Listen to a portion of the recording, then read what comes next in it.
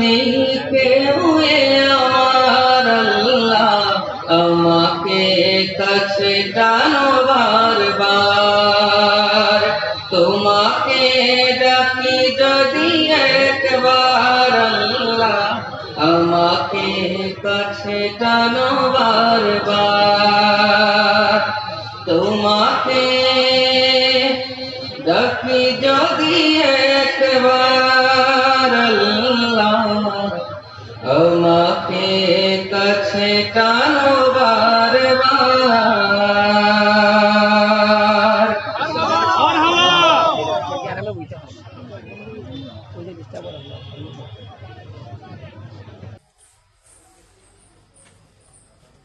ঐতিহ্যবাহী বালিখান্দি কাজী বাড়ির উদ্যোগে উস্তাজুনা আলহাজ কাজী মৌলানা মোহাম্মদ আব্দুল খালিক সাহেব রহমতুল্লাহ আলাইহি এর তৃতীয় বার্ষিকী সালে সব মাহফিল উপলক্ষে আয়োজিত আজকের এই পবিত্র মাহফিলের সম্মানিত সভাপতিবৃন্দ জনাব আলহাজ মোহাম্মদ সিরাজ ইসলাম সাহেব, জনাব আমাদের অত্র ইউনিয়নের সম্মানিত চেয়ারম্যান জনাব আলহাজ মোহাম্মদ রফিক মিয়া সাহেব দামাত বরকাতুহু আলী, আমাদের ঐতিহ্যবাহী ইকুরসি জামিয়া ইসলামিয়া সিনিয়র আলিম মাদ্রাসার সম্মানিত অধ্যক্ষ জনাব মাওলানা সাইফুল ইসলাম সাহেব দামাত বরকাতুহু আলী, জনাব মোহাম্মদ আবু তাহের সাহেব, আজকের মাহফিলের প্রধান অতিথি জামানার মুজাদ্দিদ শামসুল উলামা আল্লামা ফজলুল সাহেব রহমতুল্লাহ আলাইহি সুযোগ্য সাহেবজাদা উস্তাজুল উলামা আল্লামা নুরুদ্দিন চৌধুরী সাহেবজাদা ফুলতলি দামাত বরকাতুহু আলী আমাদের সামনে বাদ মাগরিব থেকে বয়ান পেশ করেছেন আমাদের উস্তাদ বৃহত্তর সিলেটের গৌরব আমাদের ঐতিহ্যবাহী কোর্সে আলিম মাদ্রাসার অবসরপ্রাপ্ত অধ্যক্ষ খলিফা ফুলতলি হযরত মাওলানা সামিরউদ্দিন সাহেব দামাত বরকাতুহু আলী, আজকের মাহফিলের প্রধান বক্তা যিনি কিছুক্ষণের মধ্যে আমাদের মাহফিলে চলে আসবেন, শুধু ঢাকা থেকে আগত বিশিষ্ট আলোচক, বিভিন্ন চ্যানেলে যিনি আলোচনা করেন, সুমিষ্টভাষী বক্তা হযরত মাওলানা নুর হাসান তাওহীদ সাহেব।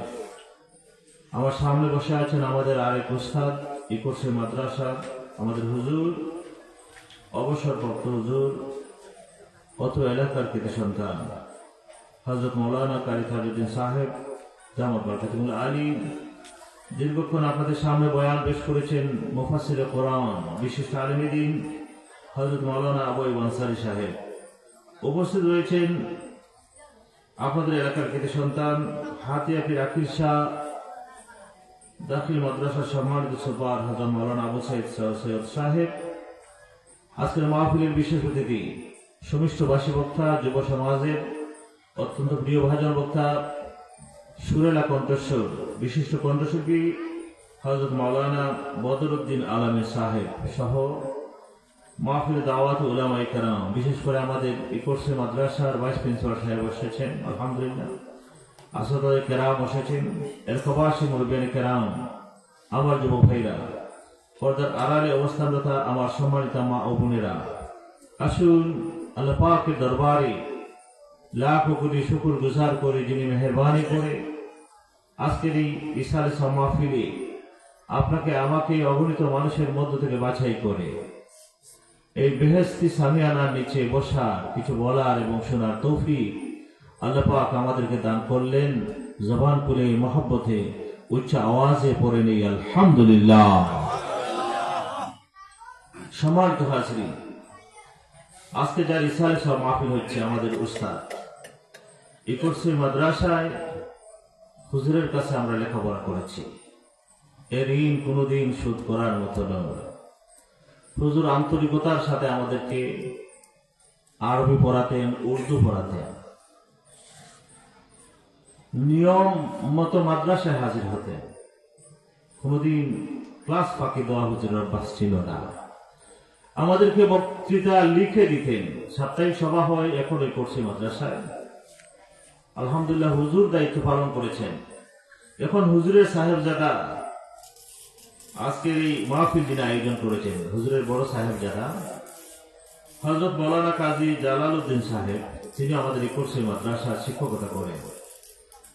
যোগ্য পিতার যোগ্য সন্তান, তিনি আজকে এই কোর্সে মাদ্রাসায় এই দায়িত্ব পালন করছেন। আলহামদুলিল্লাহ বলেন। সাপ্তাহিক সভায় ছেলেরা গজল শিখে, কেরাত শিখে, বক্তৃতা শিখে, বক্তব্য শিখে। হুজুর আমাদেরকে লিখে দিতেন। আমরা হুজুরের লেখা পড়ে পড়ে আমরা ছাত্রদের সামনে কথা বলতাম। আলহামদুলিল্লাহ হুজুরের চোখের পানি ব্যথা যায় না। আমাদেরকে নিয়ে অনুষ্ঠানে শেষে দোয়া করতেন। হুজুর আজকে দুনিয়ায় নাই, চলে গেছেন, কিন্তু দোয়ার ফসল আমরা আছি। কোনদিন হুজুরকে বলতে পারবো না আপনাদের এই এলাকার কৃতি সন্তান যিনি এই কোর্সে মাদ্রাসায় খেদমত করেছেন, অত্র এলাকায় জায়গায় জায়গায় তিনি দারুল কেরাত কোরআন শরীফের খেদমত আঞ্জাম দিতেন। কথা বলেন ঠিক কিনা? আজকে হুজুর দুনিয়ার জমিনে নেই, কিন্তু আমি বলবো হুজুর বড় ভাগ্যবান। হুজুর চলে গেছেন, ছেলেগুলাকে আলিম বানিয়েছেন, হাফিজে কোরআন বানাইছেন একটা ছেলেকে, এবং ইসলামের উপর পুরাটা পরিবারকে তিনি রেখে গেছেন। আমাদেরকে তিনি ইসলামের উপর রেখে গেছেন। এই যে বালুখাজের উপর আমাদেরকে রেখে গেলেন, এর জাযা আল্লাহ পাক তার নিজ হাতে দিবেন। বিশ্বাস আছে না? না, আমরা বিশ্বাস করি মানুষ মারা যাওয়ার পরে তার আমলের দরজা বন্ধ হয়ে যায়, কিন্তু তিনটা কাজ, তিনটা আমল তার বাকি থাকে। একটা হচ্ছে নেক আওলাদ, ওয়ালাদুন সালিহুন, নেক আওলাদ যদি রাখা যায়, এবং আও ইলমুন ইউনতাফাউ বিহি, এমন ইলম যদি রেখে যান যে ইলমের মাধ্যমে মানুষ সমাজে উপকার পায়, এর সব কোনোদিন বন্ধ হয় না। যতদিন দুনিয়া থাকবে কোরআন সুন্নাহর আলোচনা থাকবে। হুজুরের ছাত্ররা, অসংখ্য ছাত্ররা মানুষদেরকে কোরআন শিক্ষা দিচ্ছেন, মানুষদেরকে আল্লাহর দিকে আহ্বান করছেন, নামাজের দিকে আহ্বান করছেন। এই যে মানুষদেরকে শিখায় আজকে তিনি আরামে কবরে ঘুমাচ্ছেন, আমরা বিশ্বাস করি এর বিনিময়ে আল্লাহ হুজুরের কবরকে জান্নাতের বাগান করিয়ে দিবেন। আল্লাহ কবুল করুন, সকলে বলে আমিন। সম্মানিত হাজির, হুজুর আমেরিকা থাকতেন, আমরা জানি না। দীর্ঘদিন এদেশে তিনি ইমামতি করেছেন। আমি দেখতেছি এখন এই কোর্সে গ্রামের অনেক মুসল্লিয়ান, ভবানীপুর গ্রামের অনেক মুসল্লিয়ান এখানে এসেছেন। হুজুর অনেক মসজিদে ইমামতি করেছেন। এই যে মহব্বতের সম্পর্ক রেখে গেছেন হুজুর, আজকে সেই মহব্বতের সম্পর্কের প্রমাণ পাওয়া যাচ্ছে। মানুষকে ভালোবাসলে, আল্লাহওয়ালা মানুষের সহবত যদি আপনার আমার থাকে, আপনি আমি চলে যাব, এই মানুষগুলো আপনাকে কোনোদিন ভুলে যাবে না। এই জন্য মানুষের সাথে সুসম্পর্ক যদি রাখতে পারি, দুনিয়ায় লাভ, আখিরাতেও লাভ, মারা যাওয়ার পরেও লাভ। এই মানুষগুলো আপনাকে, আপনি যে কেমন ছিলেন একটা সাক্ষ্য যদি দেয়। বুখারী শরীফের হাদিস, আল্লাহর নবী ফরমান, একজন মানুষ মারা যাওয়ার পরে চারজন মানুষ যদি আল্লাহর বান্দাকে ভালো বলে সাক্ষ্য দেয়, বিনিময়ে আল্লাহ রাব্বুল আলামিন ওই বান্দাকে ভালো হিসাবে কবুল করে বান্দার কবরটাকে জান্নাতের বাগান করে দিবে। সুবহানাল্লাহ। বুখারী শরীফের হাদিস, আল্লাহর নবী সাহাবায়ে কেরাম লইয়া আলোচনা করছেন, এমনই মুহূর্তে একটা লাশ নবীজির সামনে দিয়ে নিয়ে যায়। সাহাবীরা আরজ করলেন, ইয়া রাসূলুল্লাহ, যেই লোকটা মারা গেলেন বড় ভালো ছিলেন, আল্লাহওয়ালা মানুষ ছিলেন, মানুষের সাথে তার ব্যবহার সুন্দর ছিল। আল্লাহ নবীর জবান মুবারক থেকে একটা শব্দ বের হলো, ওয়াজাবাত। ওয়াজাবাত বলে আল্লাহর নবী সার্টিফাই করলেন। আল্লাহর নবীর সামনে দিয়ে কিছুক্ষণ পরে আরেকটা লাশ চলে যায়। সাহাবায়ে কেরাম মন্তব্য করলেন, ইয়া রাসূলুল্লাহ, যেই বান্দা মারা গেল বড় নাফরমান ছিল, মানুষের সাথে বাদ ব্যবহার ছিল। আল্লাহর নবী ফরমান, ওয়াজাবাত। আল্লাহর নবীর সাহাবী উমর রাদিয়াল্লাহু তাআলা আনহু জানতে চাইলেন, ও আল্লাহর পেয়ারা নবী, দুইটা লাশ আপনার সামনে দিকে গেল, দুইটা লাশ সম্পর্কে দুই জাতের মন্তব্য হলো। প্রথম মন্তব্য করার পরে বললেন ওয়াজাবাত, ওয়াজিব হয়ে গেল। 2 নম্বর বার আবার বললেন ওয়াজাবাত, ওয়াজিব হয়ে গেল। 2 ওয়াজাবাতের মধ্যে সম্পর্ক কি আর এর সিদ্ধান্ত কি আমরা জানতে চাই। আল্লাহ নবী, 2 জাহানের বাদশা নবী, রহমাতুল লিল আলামিন নবী তার নূরের জবান দিয়ে বর্ণনা করলেন, সাহাবীরা রে, তোমরা যখন প্রথম ব্যক্তি সম্পর্কে ভালো বলে তোমরা সাক্ষী দিলে, আল্লাহ রাব্বুল আলামিন তোমাদের সাক্ষী কবুল করে ওই বান্দার জন্য তার কবরটাকে জান্নাতের বাগান করে দিবে। সুবহানাল্লাহ বলেন। 2 নম্বরে আল্লাহর যে বান্দা সম্পর্কে তোমরা খারাপ সাক্ষী দিয়েছ, আল্লাহর নাফরমানির মধ্যে জীবনটা অতিবাহিত করেছে, এই যে নাফরমানির সাক্ষ্য তোমাদের মাধ্যমে হয়ে গেছে, এই সাক্ষ্যের বিনিময়ে এই মানুষটা জাহান্নামী হয়ে জমিন থেকে বিদায় হয়েছে।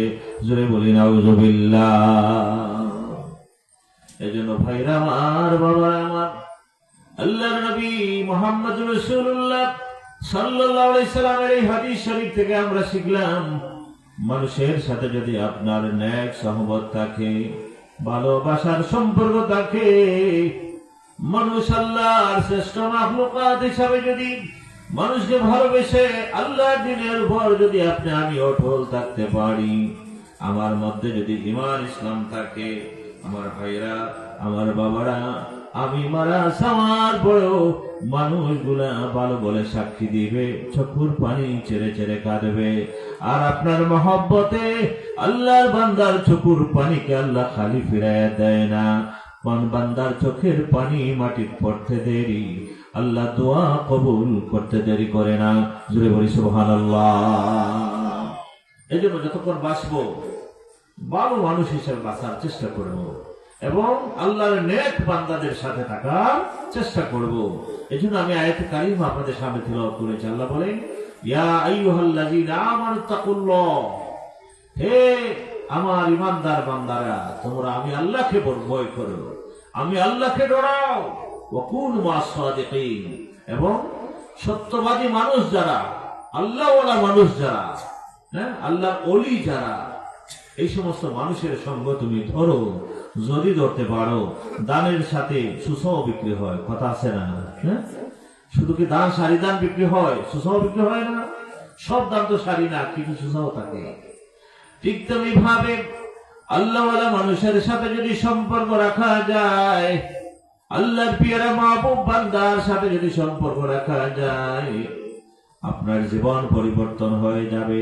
সৎসঙ্গে স্বর্গে বাস, অসৎ সঙ্গে সর্বনাশ, কথা আছে না নাই? আপনি যদি ভালো মানুষের সাথে সঙ্গ ধরেন, আপনি আমি যদি নামাজি মানুষের সঙ্গে থাকতে পারি, আপনি আমি যদি আলেম উলামার সহবতে থাকতে পারি, তাদের নেক সহবতে যদি কাটাইতে পারি, কথা আছে, এক হাজির ঘরের বান্দিও 2.5 হরফ জানে, একটা কথা আছে না? হ্যাঁ, ঠিক তেমনি ভাবে এই যে আসরের জিনিস, আলেম উলামার যদি পাশে থাকতে পারেন, এদের সহবতে যদি থাকেন, মসজিদের ইমাম সাহেবের সাথে যদি আপনার মহব্বতের সম্পর্ক হয়, তাহলে দেখবেন দেখে দেখে আপনি অনেক কিছু জানতে পারবেন, শিখতে পারবেন। কথা বলেন ঠিক কিনা? দুঃখ লাগে ভাইরা আমার, বাবার আমার, আমরা মুসলমান, বিশ্বাস করি একদিন আমাদের জমিন ছেড়ে চলে যেতেই হবে। কাকে সঙ্গ বানাইলাম? একটা কথা বাংলায় বলে, সঙ্গ গুণে লোহাও জলে বাসে। কথা বলেন ঠিক কিনা? লোহা তো বাসার কথা না, কিন্তু কাঠের সামনে যখন আলফিনটা মারা হয়, সেই কাঠের নৌকা বেসে বেড়ায়, আলফিনটা লগে আছে, আছে না নাই? আমার ভাইয়েরা, লোহা বাড়ি জিনিস বাসার কথা ছিল না, এই যে নৌকার সঙ্গ ধরার কারণে লোহাটাও বাঁচতেছে। ঠিক তেমনি ভাবে আল্লাহর নেক বান্দা যারা হবে, এই বান্দা নেক বান্দাদের সাথে যাদের সহবত হবে, আমার ভাইয়েরা, সহবতের কারণে আসর পড়বে। আল্লাহওয়ালা মানুষের সহবতের কারণে আপনার আমার জীবন অনেকটাই পরিবর্তন হতে পারে। কথা বলেন ঠিক কিনা? আল্লাহু আকবার, ইয়া রাসূলুল্লাহ, সাহাব কিবলা,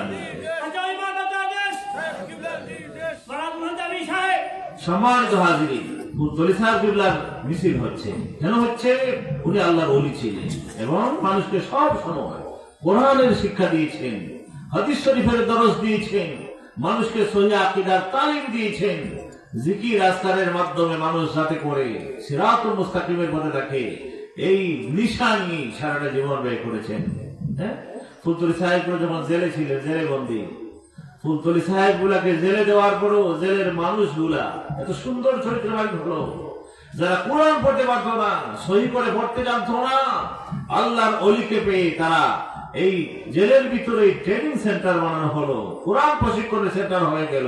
আলহামদুলিল্লাহ, ফুলতলি সাহেব যারা যারা জেলের মধ্যে পেয়েছিলেন তারাও এক একজন কারি হয়েছেন, কোরআন শরীফ শুদ্ধ করে পড়ে ওয়ালা হয়ে গেছেন। জুড়ে বলি আলহামদুলিল্লাহ।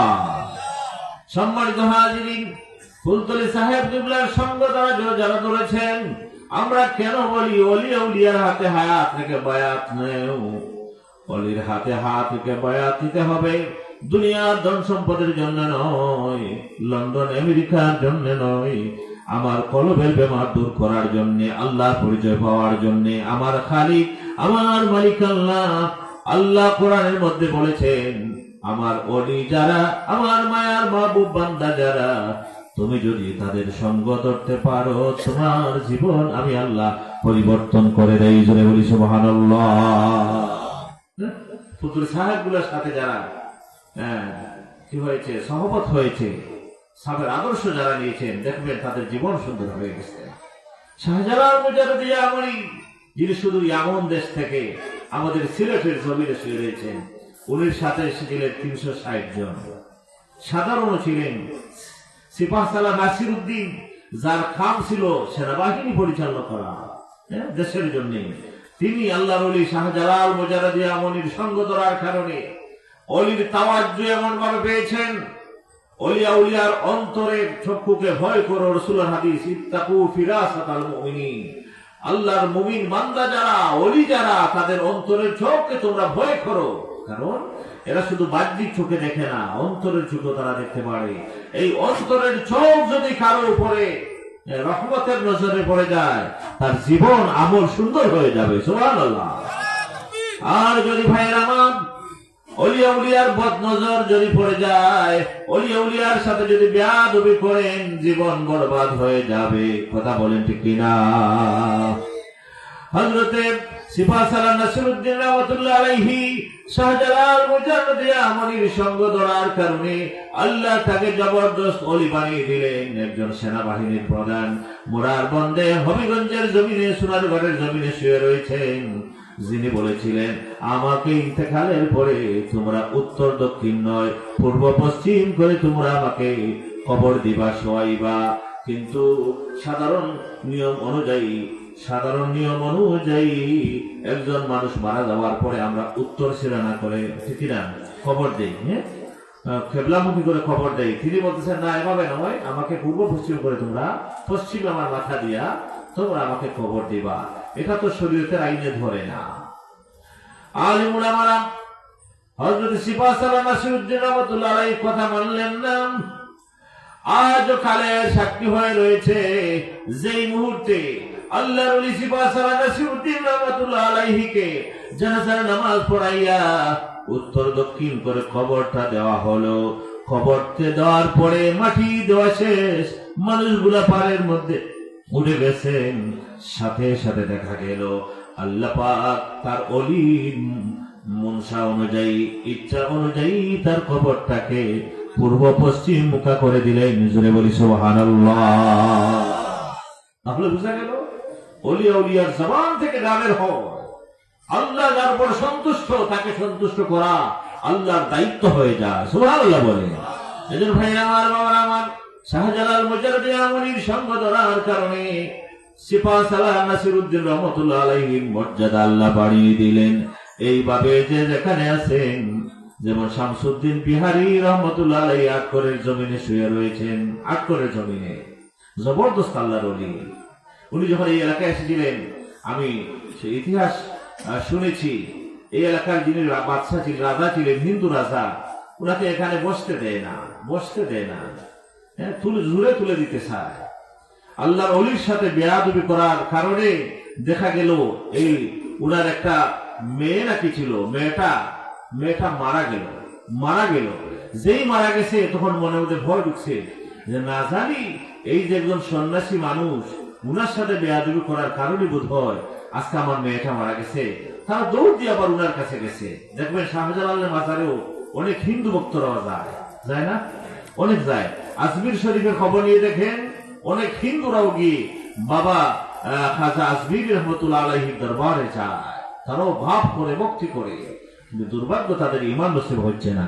হ্যাঁ আমার ভাইরা, তখন বাদশা যায়, রাজা যায়, আল্লাহর ওলি শাহ শামসুদ্দিন বিহারী রহমতুল্লাহ আলাইহির কাছে যায়, ডাক দিয়ে বলে না জানি কোন বেয়াদবি আপনার সাথে করেছি, আমার মেয়েটা মারা গেছে।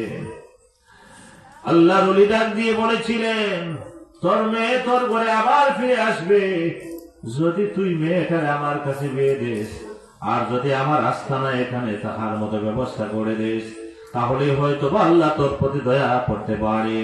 শাহ শামসুদ্দিন রহমতুল্লাহ আলাইহির জবান দিয়ে বের হতে দেরি, বলেছেন যা তাড়াতাড়ি বাড়িতে যা, আল্লাহ তোর মেয়ের জীবন ফিরাইয়া দিয়েছে। রাজা যখন বাড়িতে যাওয়ার পরে দেখে তার মেয়েটাকে আল্লাহ রাব্বুল আলামিন আবার প্রাণ ফিরিয়ে দিয়েছে।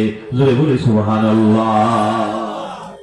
ওলিয়া উলিয়ার সাথে বেয়াদবি করলে জীবন সর্বনাশ, জীবন সর্বনাশ। মান আদালি ওয়ালিয়ান ফাকাদ আযানতুহু বিল হারবি। আমার জালাল সাহেব বলে দিচ্ছেন আমাকে, আলহামদুলিল্লাহ। আল্লাহর ওলিদের সাথে যারা বেয়াদবি করে, শত্রুতামি করে, আল্লাহর রাসূল হাদিসে কুদসিতে বলেন আল্লাহ ডিক্লার করে দেন আমি তার বিরুদ্ধে জিহাদ ঘোষণা করে দেই। সাবধান, আল্লাহর ওলিদের সাথে, আল্লাহওয়ালা মানুষের সাথে বেয়াদবি করা যাবে না। ওলিয়া উলিয়ার বিরোধিতা করে, মাজার জিয়ারতের বিরোধিতা করে। কেন? ওলিয়া উলিরা তো আমাদের প্রাণ পুরুষ, যাদের মাধ্যমে ইসলাম এই জমিনে পৌঁছেছে।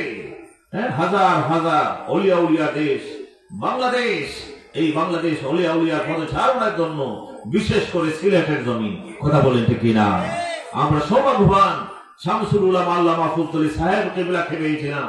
আল্লাহর ওলির গায়ে জগন্নাথপুরের জমিনে যে বাজারা বেয়াদবি করেছে, এই সুন্নিয়তের মিশন কায়েম করতে যে, মিলাদুন নবী কায়েম করতে যে, ইয়া নবী সালাম আলাইকুম আওয়াজ জমিন প্রতিষ্ঠা করতে যে, আল্লাহর জমিনে আল্লাহর প্রতি মানুষকে রাখার মিশন নিয়ে যখন কথা বলেছেন, আল্লাহর ওলির সাথে দুশ্মনী করে যে বাজার আঘাত করেছিল, ওরা ফুলতলি সাহেব গুলাকে এমন ভাবে রেখেছে, মেরে মুখের ভিতরে তারা কাদামাটি পর্যন্ত ঢুকিয়ে দিয়েছিল। তাদের বিশ্বাস ছিল উনি আর জিতা নেই, কিন্তু রাখে আল্লাহ মারে কে। আল্লাহ যাকে বাঁচায় রাখতে চায়, পৃথিবীর কোন শক্তি তাকে শেষ করতে পারবে না। সম্মানিত হাজিরিন, শামসুল উলামা আল্লামা ফুলতলি সাহেব কিবলা রাহমাতুল্লাহ আলাইহি একজন আশিকে রাসূল ছিলেন, আল্লাহর প্রেমিক ছিলেন বলে আল্লাহ রাব্বুল আলামিন তার ওলিকে সাহায্যের হাত বাড়িয়ে দিয়েছেন। আল্লাহর ওলি সুস্থ হয়েছেন। আমরা খবর নিয়ে জানতে পারি আল্লাহর ওলির গায়ে যারা হাত তুলেছিল, আল্লাহ পাক তাদেরকে জমিন থেকে বেইজ্জত করে বিদায় করেছেন। কথা বলেন ঠিক কিনা? পাগলের মতো এখন ঘুরে বেড়াচ্ছে। আলেম মানুষ, হয়তোবা তার আলিমানাটা সঠিক ছিল না। ফুলতলি সাহেব গুলার গায়ে যারা হাত তুলেছিল, আজও উদাম গায়ে রাস্তায় রাস্তায় ঘুরে মানুষ বলে এই লোকটা নাকি ফুলতলি সাহেব গুলাকে মারাচ্ছিল। জোরে বলি নাউজুবিল্লাহ। ফুলতলি সাহেব গুলা মারাচ্ছিল একজন আলেম, খুবাসপুরের জমিনে গাছের মধ্যে ফাঁস লাগিয়ে মরছে। এটা আমার কথা নয়, আপনারা খবর নিয়ে দেখেন। অনেক মানুষকে আল্লাহ গাফিল করে রেখেছে আল্লাহর ওলির সাথে বেয়াদবি করার কারণে। সম্মানিত হাজিরিন, ওলিয়া উলিয়ার সাথে বেয়াদবি করবেন না। আমার জানা মতো আন্তর্জাতিক লেভেলের একজন আলেম মানুষ আন্দোলন করেন, বড় আন্দোলন। তিনি বলেছিলেন শাহজালালের মাজারকে, এখানে শিরিকের নাকি কাজ হয়, এই মাজারকে নাকি লাথি মেরে ভেঙ্গে দিতে হবে। জোরে বলি নাউজুবিল্লাহ। যার জবান দিয়ে শাহজালালের মাজারকে লাথি মেরে ভেঙ্গে যাওয়ার কথা এসেছিল, আল্লাহ পাক তার পায়ের মধ্যে এমন বেমার দিলেন, সেই পাটা তার অবশ হয়ে গেল, কথা বলতে পারে নাই, পা শেষ হয়ে গেছে। এক সময় জমিন থেকে বিদায় হতে হয়েছে। আল্লাহর ওলির সাথে যারা বেয়াদবি করে এই দুনিয়াতে তাদের রেহাই নাই এবং কিয়ামতের ময়দানে তাদের কোনো নিস্তার নাই। কথা বলেন ঠিক কিনা? এই জন্য আমরা আউলিয়া কেরামকে ভালোবাসি। আজকে ফুলতুলি সাহেবগুলা সুযোগ সাহেব দাদা এখানে আসবেন, আমরা অলিয়া উলিয়ার সহবত চাই কিনা? ভাইরা আমার, আউলিয়া কেরামের বিরোধিতা করা যাবে না, আলিমুল আমার বিরোধিতা করা যাবে না। আজকের সমাজে মানুষ আলিমের কথা শুনতে চায় না, আলিমুল আমার কথার মাহফিল আজকে আসতে চায় না। এখানে যদি আজকে গান বাজনা আয়োজন হতো, কি বলেন, মানুষকে দাওয়াত দেওয়া লাগতো না, শুধু বেলার আওয়াজ শুনলেই মানুষের জাম লাগতো, ঠিক না? হ্যাঁ, অনেক জায়গায় উরুসের নামে ভণ্ডামি আছে, আছে না নাই? এই তো আমাদের গ্রামের অবস্থা খুব খারাপ। এই উরুসের নামে ভণ্ডামি, কোনো পুস্টার নাই, মাইকিং নাই, কিন্তু খবর নিয়ে দেখেন যুবক যুবতীরা মাজার প্রাঙ্গণে সেখানে গিয়ে সেজদার মধ্যে পড়ে যাচ্ছে, শিরকি কাজ করছে। আমার সমাজের মুসলমান ভাই বোনেরা শিরকি কাজ করবে, এজন্য শাহজালাল এই জমিনে আসেন নাই। এই জমিনে শাহজালাল এসেছিলেন মানুষকে শিরিক মুক্ত মুসলমানিত্ব শিক্ষা দেওয়ার জন্য। কথা বলেন ঠিক কিনা?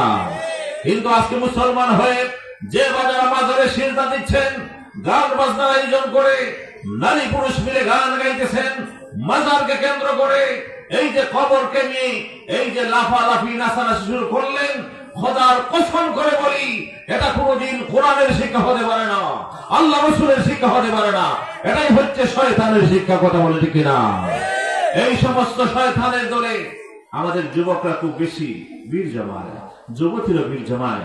মাজারের চতুর্দিকে আপনার ডুল ডফকি বাজাইয়া মাজারকে পূজা করে, এরাই হচ্ছে মাজার পূজারী, এরাই হচ্ছে শিরিকের পূজা। কথা বলেন ঠিক না? এই সমস্ত কাজ সেখানে হবে, অবশ্যই মুসলমান হলে প্রতিবাদ করতে হবে। আমরা প্রতিবাদ করে পারছি না, কারণ সমাজের নেতৃত্ব যারা দিচ্ছেন অস্বীকার করার উপায় নাই। সমাজের চেয়ারম্যান সাহেবেরা, মেম্বার সাহেবেরা, সমাজের আওয়ামী লীগের নেতা, বিএনপির নেতা, বিভিন্ন দলের নেতারা যদি বুঝতে পারতেন এগুলা বাদ কাজ হচ্ছে, সমর্থন দেওয়া যায় না, তাহলে অবশ্যই প্রতিবাদী হতেন। আমরা যখন তাদের কাছে যাই আমাদেরকে একটা বুঝ দেন, চেয়ারম্যান সাহেব দুঃখিত হবেন না, সব সমান না, আপনাদের চেয়ারম্যান সাহেব এরকম না, আমি জানি। আমাদেরকে বুঝ দেন যে বাবা আমরা ইনশাল্লাহ আমরা এটা চাই না। আমাকে এমনও বলেছেন প্রতিবাদ করতে যে তারা একটু দুর্গা করবনে, একটু দুর্গা করবনে বাবা খামনাই মাতমা খোকা নাউজুবিল্লাহ। চেয়ারম্যান সাহেব কথা বলেছেন, আমি উনি মারা যাওয়ার পর আমি সাক্ষ্য দেব, গান বাজনার আয়োজন করে মাজার কেন্দ্রিক যে শিরকি কাজ হচ্ছে সেই কাজে সমর্থন দেওয়ার কারণে উনি মারা যাওয়ার পর আমার জবান থেকে কথা বের হবে, আমি সাক্ষী দিতে বাধ্য হব। কারণ তোমার কারণে, এই নেতা নেত্রীদের কারণে আমার দেশের ছেলেমেয়েরা, যুবক যুবতীরা শিরকি কাজের দিকে চলে যাচ্ছে। কথা বলেন ঠিক কিনা? আজকে পারমিশন যদি দেওয়া হতো না, নেতা নেত্রীদের মনে যদি আল্লাহর ভয় থাকতো, আমি যে পারমিশন দিচ্ছি, সহযোগিতা করছে, আমি খবরে যাওয়ার পরে এখানে পাপ যা হচ্ছে এই পাপ কাজের অংশীদার আমি একদিন হয়ে যাব, ঠিক না? আমাকে একদিন মরতে হবে, আমাকে জবাবদিহি করতে হবে। আল্লাহ নবীর হাদিস আজকেও খুতবায় পড়েছি। আল্লাহ নবী বলেছেন, কোন মানুষ যখন মানুষকে খুশি করার জন্য কোন দিকে দাবিত হয়, কোন কাজ করে, আল্লাহকে বেজার করে, মানুষকে খুশি করার চিন্তা করে, আল্লাহ নবী ফরমান এমন একদিন আসবে তুমি আল্লাহর সন্তুষ্ট বাদ দিয়া জনগণের ভোটের চিন্তা করতে যাইয়া বাদ কাজে সমর্থন দিছ, আমার আল্লাহ বেজার। নবীজি ফরমান এমন একদিন আসবে তোমার প্রতি আমার আল্লাহ অসন্তুষ্ট হওয়ার কারণে যেই মানুষগুলাকে খুশি করার জন্য, ভোটের জন্য তুমি নাফরমানি কাজে সমর্থন দিয়েছিলা, একদিন তাদেরকে আল্লাহ রাব্বুল আলামিন তোমার বিরুদ্ধে নাখুশ করে দিবেন, অসন্তুষ্ট করে দিবেন। জোরে বলি নাউজুবিল্লাহ।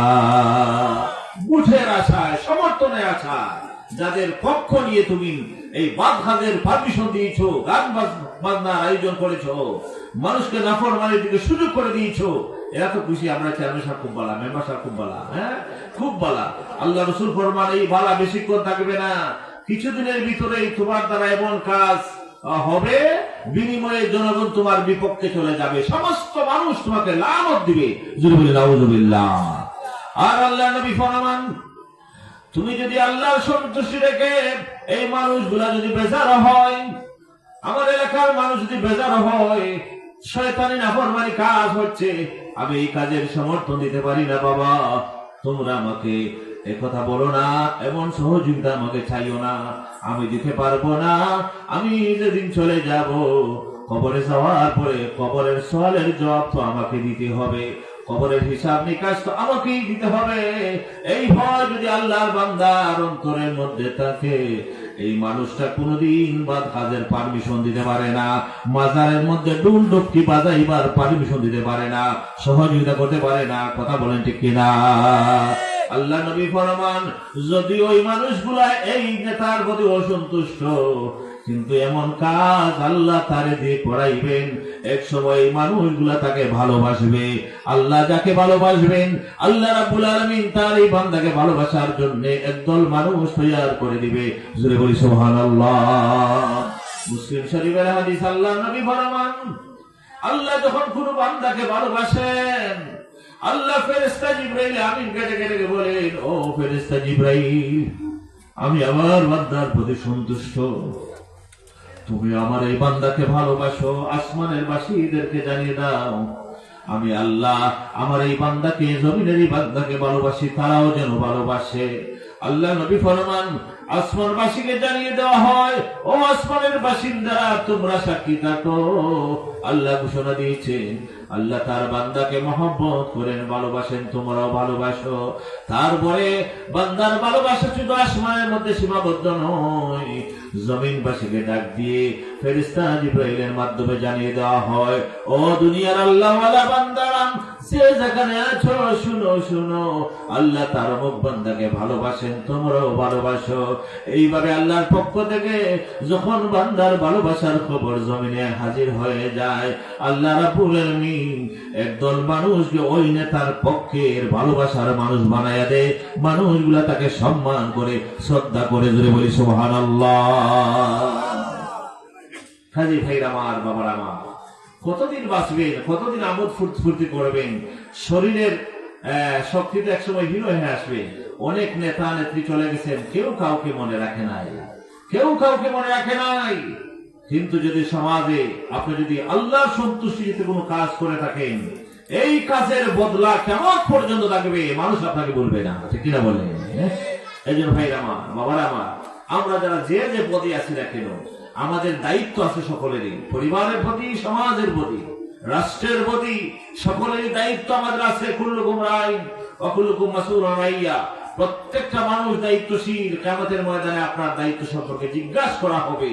তুমি না সমাজের নেতা ছিলা, তুমি সমাজের, তোমার পরিবারের কর্তা ছিলা, তোমার কি দায়িত্ব তুমি পালন করেছো, জবাব একদিন আল্লাহর দরবারে দিতে হবে।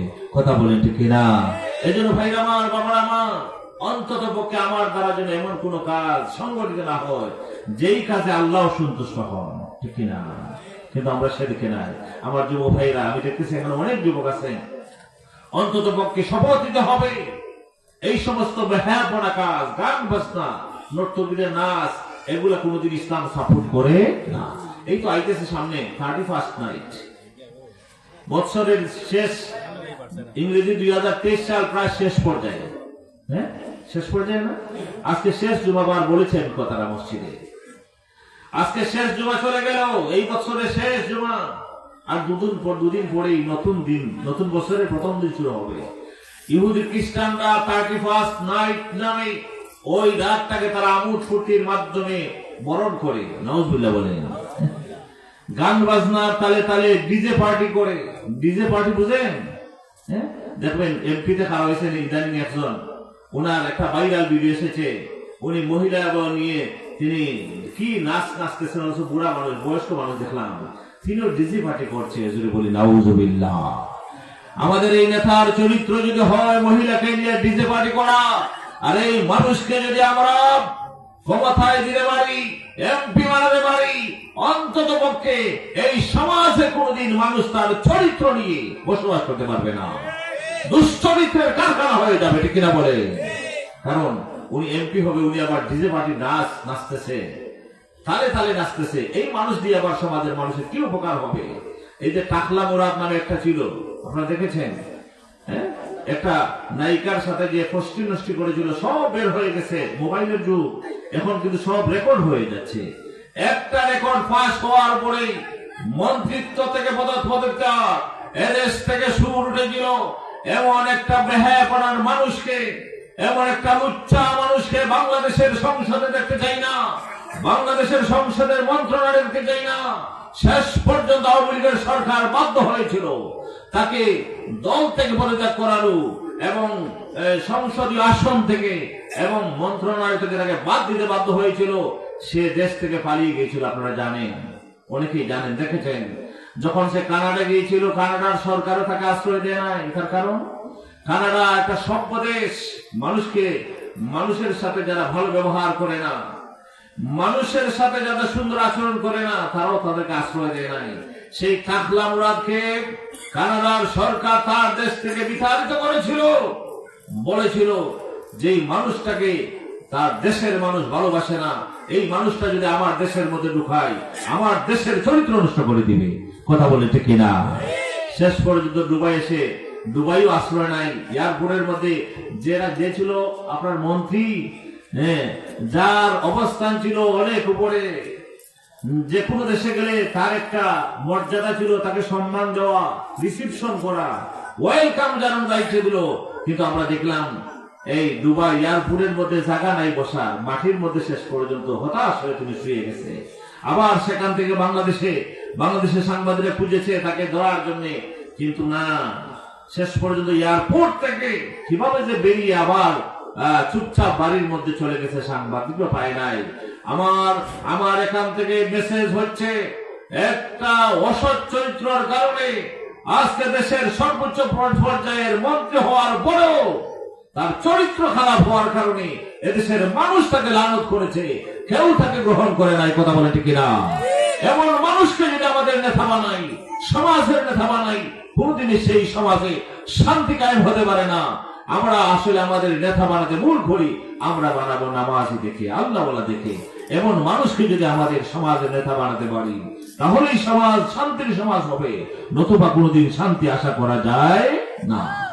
সম্মানিত হাজিরিন, ভাইরা আমার, আমি বলছিলাম যদি মানুষটা ভালো হয়, ভালো বলে যখন মানুষ সাক্ষ্য দিবে, আল্লাহ রাব্বুল আলামিন এই মানুষটাকে ভালো বানাইয়া আল্লাহ তার বান্দার কবরটাকে জান্নাতের বাগান করে দিবে। যদি বলি সুবহানাল্লাহ। কাজী আমরা যেহেতু থাকবো না, চলে যাব, অন্তত পক্ষে আমি মারা যাওয়ার পরে যেন মানুষ সাক্ষী দেয় মানুষটা নামাজি ছিল, মানুষ যেন সাক্ষী দেয় মানুষটা সমাজের উপকারী ছিল, সেবক ছিল। এই সাক্ষী আমরা চাই কিনা? যদি চাই, ভাইরা আমার, আমাদের যে অবস্থানে আছি, আমরা বড়কে সম্মান করব, ছোটকে স্নেহ করব। আমাদের সমাজ এখন বড়দের সম্মান উঠে গেছে। আমরা মুরব্বীর কথায় কথায় আমরা অনেক সময় তাদের বিরুদ্ধে কথা বলি, ওদেরকে সম্মান দেই না, চেয়ার নিজে বসে থাকি, কিন্তু মুরব্বীকে দিতে চাই না, ওদিকে খেয়ালই করি না, কারণ চাইলে তো আমাদের চেয়ার দিতে হবে। যদি বলি নাউজুবিল্লাহ। মুরব্বীকে সম্মান করুন, আল্লাহ আপনার ইজ্জত বাড়িয়ে দিবেন। ছোট যারা, আমরা যেন তাদেরকে স্নেহ করি। এটা আল্লাহ রাসূলের হাদিস, মাল্লাম ইউরহাম সাগীরানা ওয়ালাম ইউকির কাবীরানা ফালাইসা মিন্না।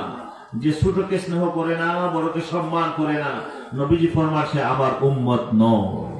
কাজেই নবীর উম্মত যারা, শামসুল উলামা আল্লামা ফুলতুলি সাহেব কিবলা রাহমাতুল্লাহ আলাইহি এজন্য আমাদেরকে নসিহত করতেন, বড়কে সম্মান করো, আল্লাহ তোমাকে সম্মানিত করে দিবে। সুবহানাল্লাহ বলেন।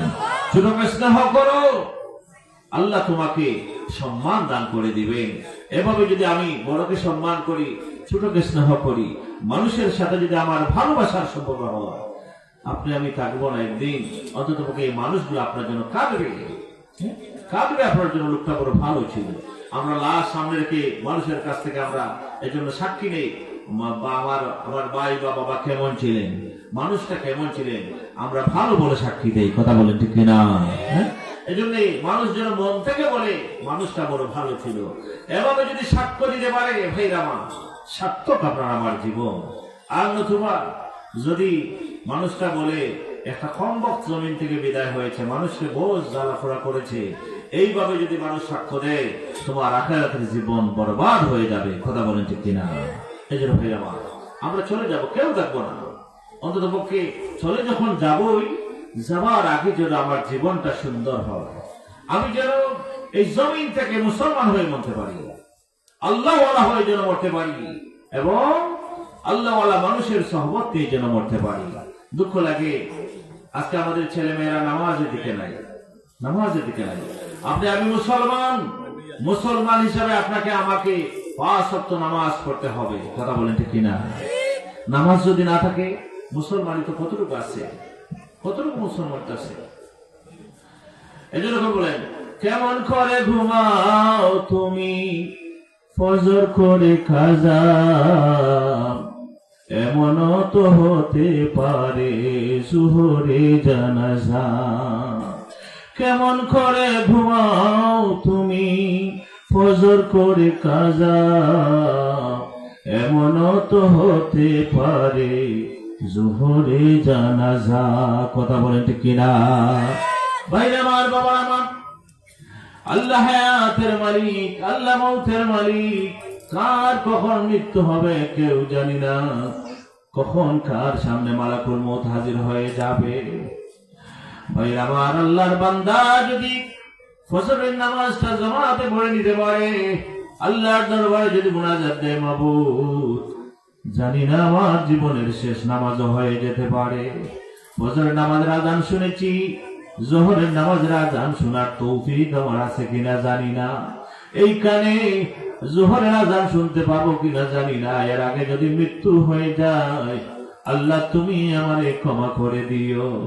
আল্লাহর বান্দা যদি হায়াত না থাকে, জোহরের আগে যদি মারা যায়, আল্লাহর বান্দা যে আল্লাহর দরবারে তওবার হাত বাড়িয়ে দিয়েছে, বিনিময়ে আল্লাহ তার বান্দার গুনাহ মাফ করে দিবে।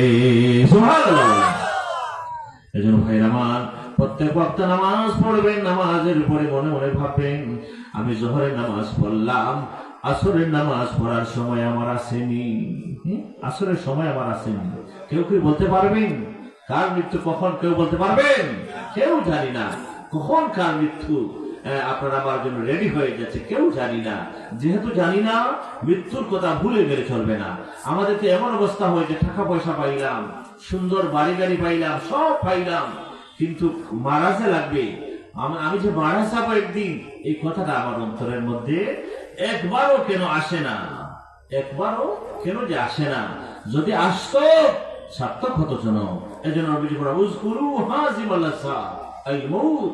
ও আমার উম্মত, বেশি বেশি করে তোমরা মৌতের কথা ইয়াদ করো, কারণ মৌত তোমার জীবনের স্বাদ শেষ করে দিবে। কথা বলেন ঠিক কিনা? এই জন্য ভাই আমার, আমাদেরকে অবশ্যই শুধু বাড়ি গাড়ির চিন্তা করলাম, কিন্তু আমার কবরের ঠিকানা যে আসল ঠিকানা, সে কথা আমরা ভুলে গেলাম। সেই কবরের ঠিকানার কথা যদি মনে হইতো, অবশ্যই নামাজ পড়তাম, ঠিক কিনা? অবশ্যই সম্পদশালী হলে যাকাত দিতাম, অবশ্যই সম্পদশালী হলে হজ করতাম, হজ করতাম, রাসূলুল্লাহ জিয়ারত করতাম। কথা বলেন ঠিক কিনা? শুধু নামাজ পড়লাম ধনী মানুষ, হজ করলাম না, যাকাত দিলাম না, রাসূলুল্লাহর বাণী হজ করলো না, আমি আল্লাহ তার সম্পদশালী বানাইলো। আল্লাহর হাবিব ফরমান, যে ইহুদি হয়ে মারা যাক অথবা নাসারা হয়ে মারা যাক, আমার যায় আসে না। জোরে বলি নাউযুবিল্লাহ। নামাজ পড়া যেমন ফরজ, যাকাত দেওয়া তেমন ফরজ, হজ করাও তেমনই ফরজ। ভাইরা আমার, রমজান মাস আইলে রোজা রাখা ফরজ না? ফরজ না বলেন? ফরজ।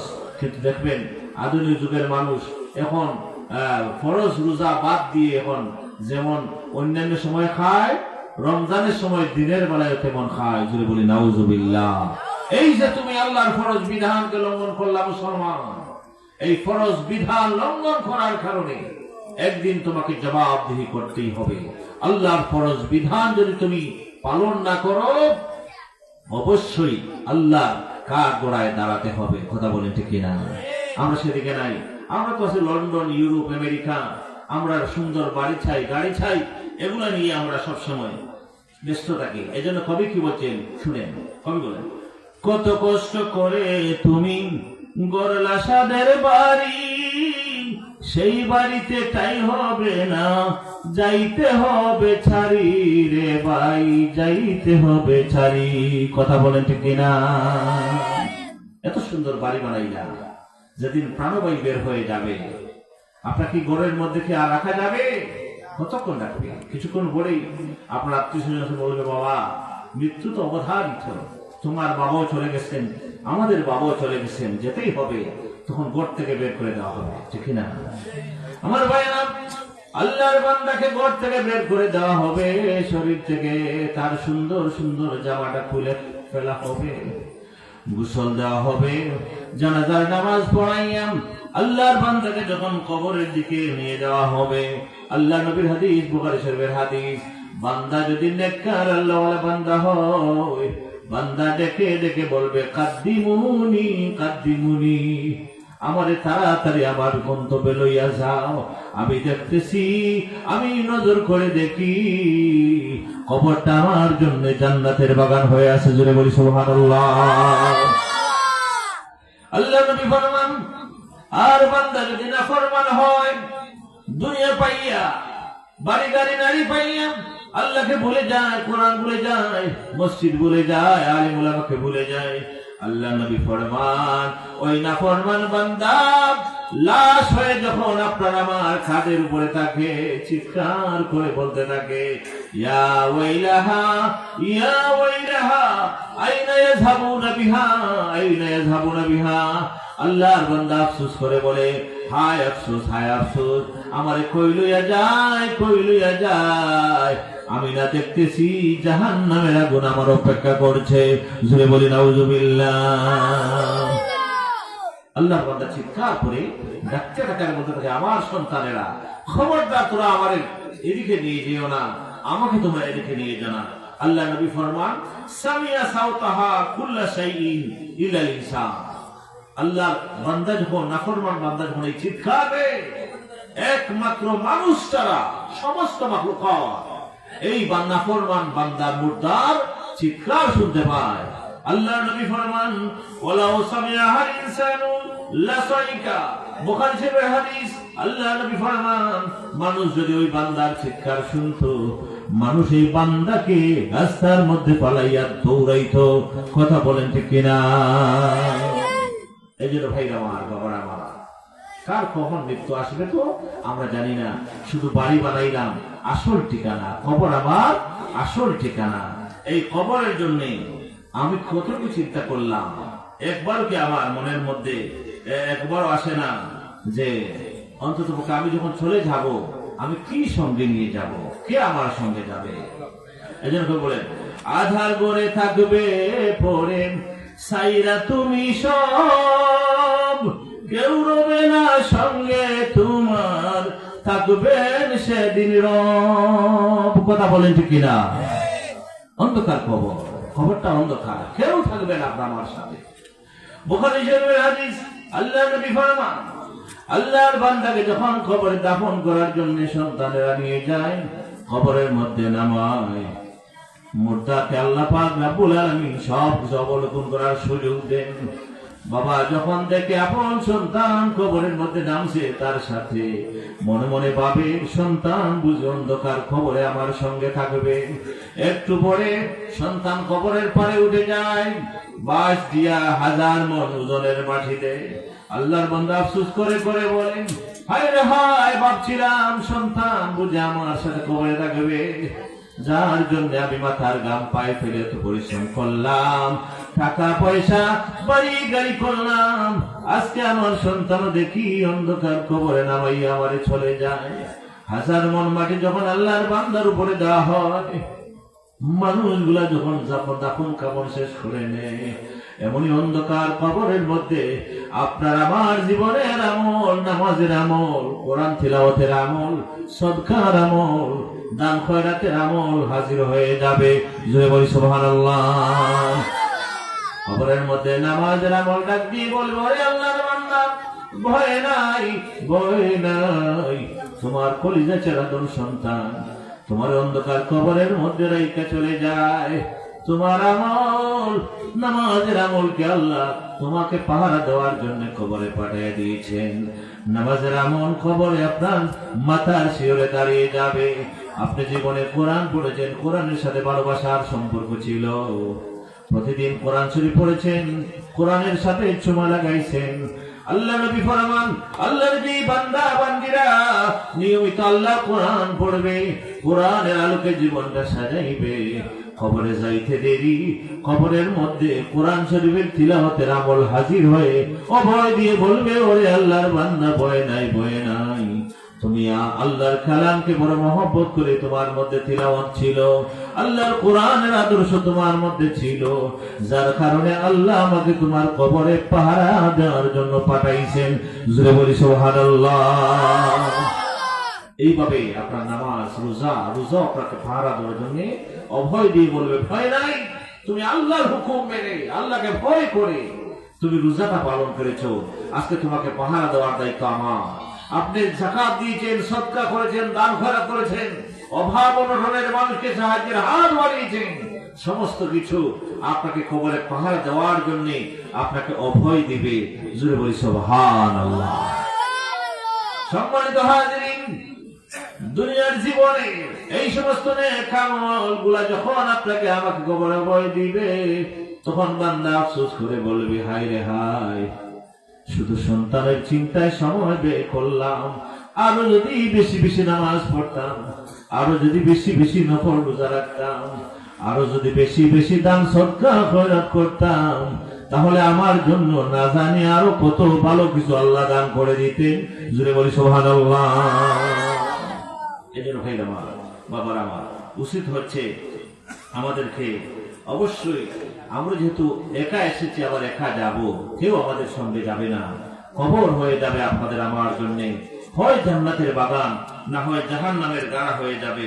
অন্তত পক্ষে এই বিশ্বাস যদি অন্তরে থাকে, তাহলে কবরের ভয় থাকলে মানুষটা কোনোদিন নাফরমানি করতে পারে না, ঠিক কিনা? এই মানুষটা কোনোদিন গুনার কাজ করতে পারে না। আল্লাহ নবীর সাহাবায়ে কেরাম রাসূলের জবান মুবারকের কথা শুনতেন, এবং কবরের কথা বললে সাহাবায়ে কেরামের চোখ দিয়ে পানি ঝরত। সম্মানিত হাজিরিন, আমরা তো কবরের পার্শ্ব দিয়ে যাই, গান বাজাইয়া যাই, গানের তালে তালে নাচি, একবারও ভয় লাগে না। কবরের হালতটা আমরা দেখি না, বুঝি না, ঠিক কিনা? যদি দেখতাম নাচানাচি লাফালাফি সব বন্ধ হয়ে যেত, ঠিক কিনা বলে? কিন্তু রাসূলুল্লাহর বাণী, রাসূল বলেন, লাউ তাআলামুনা মা আলামু লা দাহিকতুম কালিলা ওয়া লা বাকাইতুম কাসীরা। সাহাবায়ে কেরাম কবরের হালত সম্পর্কে আমি নবী যা জানি, যদি তোমরা যা তা জানতে, তোমরা বেশি বেশি করে কাঁদতে আর কম কম তোমরা হাসতে, কারণ এই দৃশ্যটা বড় কঠিন দৃশ্য। কাঁদতে। মা খাদিজাতুল কুবরা রাদিয়াল্লাহু তাআলা আনহা, নবীজির সহধর্মিণী, যিনি সারাটা জীবন রাসূলকে সঙ্গ দিলেন, মহব্বতে সম্পত্তি ব্যয় করলেন। আমি কথাটা প্রায় জায়গায় বলে থাকি, এই জন্য তার অন্তরে কবরের কথা বল, কথা বল। মা খাদিজা রাদিয়াল্লাহু তাআলা আনহা আল্লাহর নবীকে ডাক দিয়ে বলেন, ইয়া রাসূলুল্লাহ, জীবনের শেষ মুহূর্ত আমার হাজির হয়ে গেছে গো নবী, জানি না কখন মালাকুল মউত হাজির হয়ে যায়। দুনিয়ার জমিনে আপনাকে স্বামী হিসাবে পাশে পেয়েছিলাম, নবী হিসাবে বিশ্বাস করেছি, ইসলামের মহব্বতে জীবন সাজাইছি। কবরে যেদিন চলে যাব, একা হয়ে যাব, অন্ধকার খবর থাকবো কিভাবে? ইয়া রাসূলুল্লাহ, কবরের নেকির মুনকিরের সওয়ালের জবাব আমি দিতে পারবো কিনা জানি না, অন্তত পক্ষে আমার জন্য হাত বাড়াইয়া আল্লাহর দরবারে একটু চাইবেন। আল্লাহর নবী খাদিজাতুল কুবরা রাদিয়াল্লাহু তাআলা আনহার ইন্তেকালের পরে গোসল হলো, জানাজার নামাজ পড়াইয়া কবরের মধ্যে শোয়াইলেন, মাটি দাফন কাফনের ব্যবস্থা শেষ, নবী যে কবরের পাশে দাঁড়িয়ে রইলেন।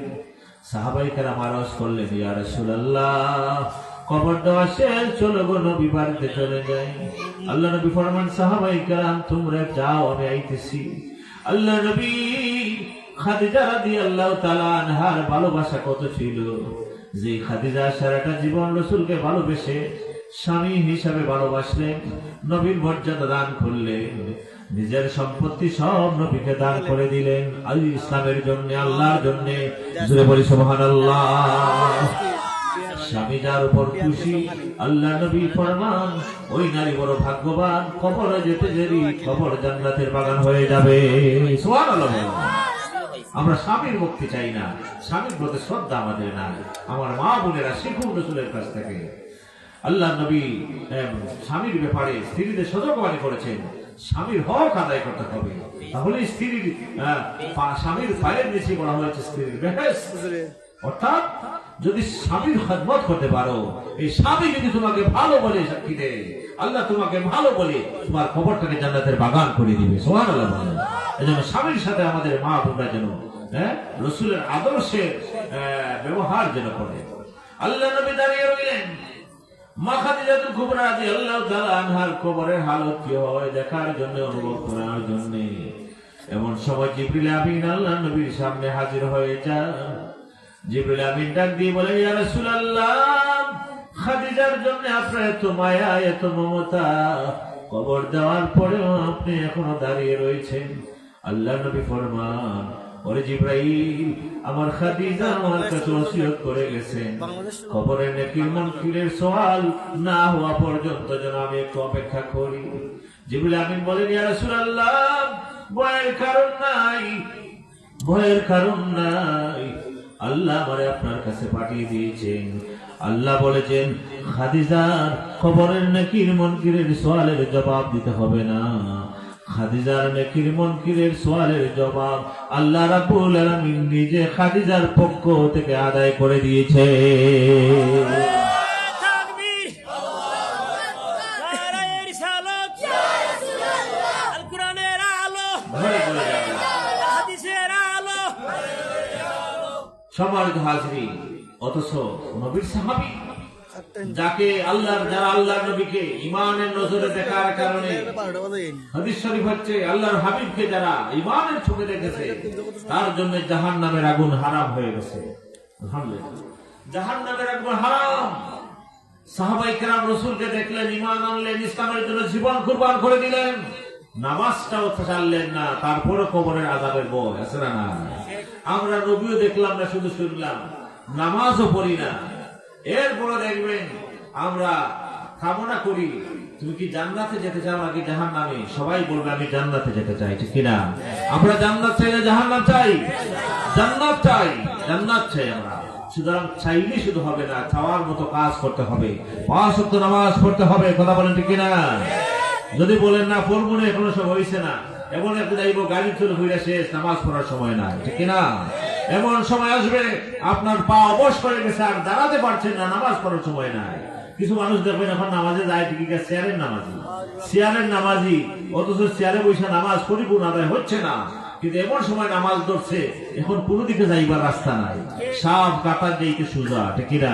এখন যেই দেখছে কবর ছাড়া সামনে আর কিছু নাই, এখন মসজিদে গিয়ে চেয়ারের মধ্যে নামাজি আছে না নাই? আমি সবাইকে বলছি না, সবাই না, কিছু মানুষ অসুস্থতা, কিছু মানুষকে আগেও নামাজ পড়েছে, এখন নামাজ পড়ে অসুস্থতা পাইছি না অন্যরকম, আর হঠাৎ নামাজি সাজ্জা, এই যে অবশ হয়ে গেছে। এখন মানুষ যখন বিপদে পড়ে তখন আল্লাহর নাম বেশি লয়, ঠিক কিনা? বই চালাইলে দেখবেন, বই চালাইলে ঘর থেকে আল্লাহ আল্লাহ করে মানুষ করতে বের হয়, এই সময় বোঝা যায় সবাই আল্লাহওয়ালা। কথা বলেন ঠিক কিনা? অথচ দেখবেন এক ওয়াক্ত নামাজ নাই, ঘরে ঘরে শয়তানের বাস, সারাদিন টিভি বিসিআর সবকিছু দেখতেছে, নাটক নিয়ে আমাদের মা বোনরা সারা দিন রাত পার করছে। কথা বলেন ঠিক কিনা? আল্লাহ পাক এর থেকে আমাদের হেফাজত করুন। আল্লাহ আমাদের হুজুর কাজী হযরত মাওলানা আব্দুল খালিক সাহেব রাহিমাহুল্লাহ, তিনি যে এই পথে চলে গেছেন, আমাদেরকে নামাজের আহ্বান করেছেন, কোরআনের পথে দেখিয়ে গেছেন, আল্লাহ যেন আমাদের সেই পথে চলার তৌফিক দান করেন। সকলে বলে আমিন। আমার কথা যদি কেউ কষ্ট পেয়ে থাকেন, আমি ক্ষমা চেয়ে নিচ্ছি। আল্লাহ যেন আমাদেরকে হক পথে চলার, হক কথা বলার তৌফিক দান করেন। সকলে মহব্বতে উচ্চ আওয়াজে বলে আমিন। ওয়া আখিরু দাওয়ানা আলহামদুলিল্লাহি রাব্বিল আলামিন। আস্তাগফিরুল্লাহ, ইন্নাল্লাহা গফুরুর রহিম। আস্তাগফিরুল্লাহ রাব্বি মিন কুল্লি যামবিন ওয়া আতুবু ইলাইহি। লা হাওলা ওয়ালা কুওয়াতা ইল্লা বিল্লাহিল আলিয়্যিল আযীম। আল্লাহুম্মা আমিন। ربنا تقبل منا إنك أنت السميع العليم وتب علينا يا مولانا إنك أنت التواب الرحيم. ربنا اغفر لنا ولوالدينا وارحمهما كما ربياني صغيرا. رب ارحمهما كما ربياني صغير رب العالمين আজকের এই সালে সব মাহফিল কবুল আর মঞ্জুর ফরমা আল্লাহ যাকে কেন্দ্র করে আজকের এই মাহফিল আল্লাহ তোমার ওলির মাধ্যমে আল্লাহ এই জমিনে কোরআনের আওয়াজ জারি হয়েছে আল্লাহ কোরআন হাদিসের বাগান জারি হয়েছে আল্লাহ যিনি মানুষদেরকে তোমার পদে আহ্বান করে করে আজকে অন্ধকার কবরে আল্লাহ ভিক্ষা চাই আমাদের প্রাণপ্রিয় হুজুরের কবরটাকে জান্নাতের বাগান বানাই দে আল্লাহ হুজুরের জীবনের সমস্ত গুনাহ খাতারে মাফ করে দাও হুজুরের মাও নাই বাবাও নাই দাদা দাদি নানা নানি আত্মীয় স্বজন যারা অন্ধকার কবরে আল্লাহ কবর গুলার জান্নাতের বাগান বানাইয়া দাও রব্বুল আলামিন দুনিয়ার জমিনে নেক আওলাদ রেখে গেছে না আওলাদ গুলারে কারণে বানাই দে সন্তানের সুখের জন্য আল্লাহ আল্লাহ দোয়া দিয়ে দিয়ে চোখের পানি ছেড়ে ছেড়ে তোমার ওলি অন্ধকার কবরে আল্লাহ তোমার ওলির দোয়া গুলারে কবুল করে নাও আওলাদ গুলারে নেককার হিসেবে কবুল আর মঞ্জুর ফরমাও আল্লাহ বাড়ির হামসার সমস্ত মুর্তেকাকে মাফ করে দাও আমরা যারা মা নাই বাবা নাই সন্তানের কাছে দুনিয়ার জমিনে সবচেয়ে প্রিয় মার বাবা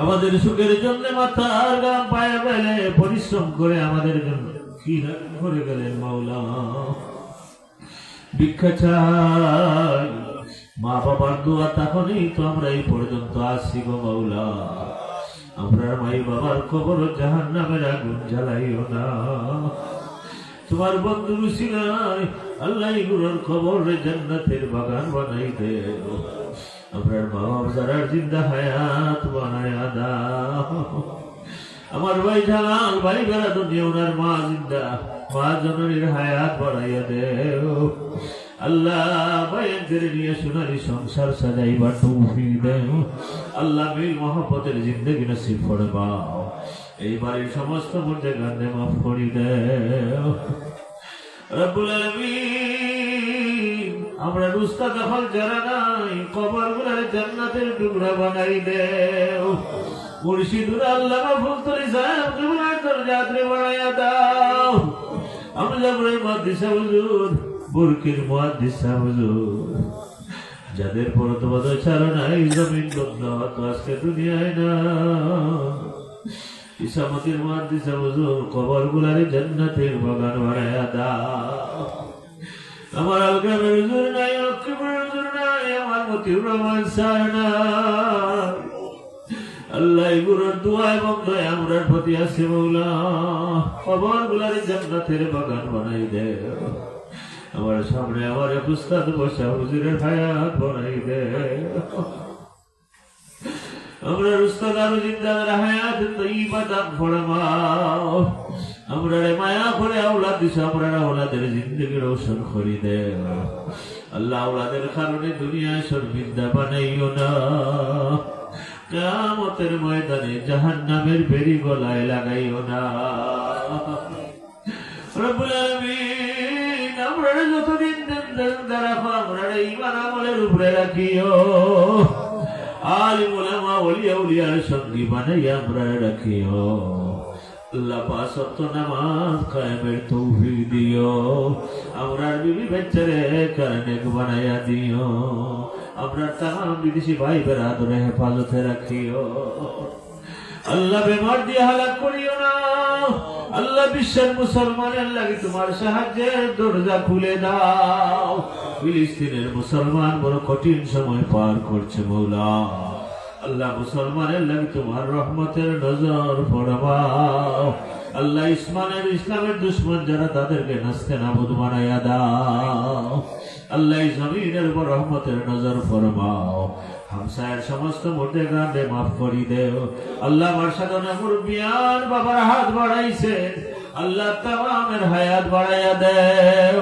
আমার মা বোনরা হাত বাড়াইছেন আল্লাহ তামামের নেক হায়াত বাড়াই দেও আল্লাহ পাঁচ ওয়াক্ত নামাজ দিনদার পরহেজগার বানাই দেও আল্লাহ কোরআনের মজলিসে আমরা বারবার কবুল আর মঞ্জুর ফরমাও সুস্থতা দান ফরমাও আল্লাহ ছোট সাহেব আল্লাহ যে মিশন নিয়ে তিনি ইসলামের জন্য কোরআনের জন্য ইসলামী শিক্ষার বাস্তবায়নের জন্য আল্লাহ তোমার ওলি যে মিশন হাতে নিয়েছেন তোমার আলী ওলিকে বিজয়ী বানাইয়া দাও আল্লাহ যেদিন আজাইল পাঠাইবা জুমার দিনে পাঠাইও রমজান মাসে আমরা রে মওত দিও সক্রাতের নিদান খালে তোমার বন্ধু দয়াল নবীজির নূরানি চেহারা আমরার সামনে রাখিও আর আমাদের প্রত্যেকের জবানে জারি করে দিও লা ইলাহা ইল্লাল্লাহু মুহাম্মাদুর রাসূলুল্লাহ সাল্লাল্লাহু আলাইহি ওয়াসাল্লাম। আসসালামু আলাইকুম।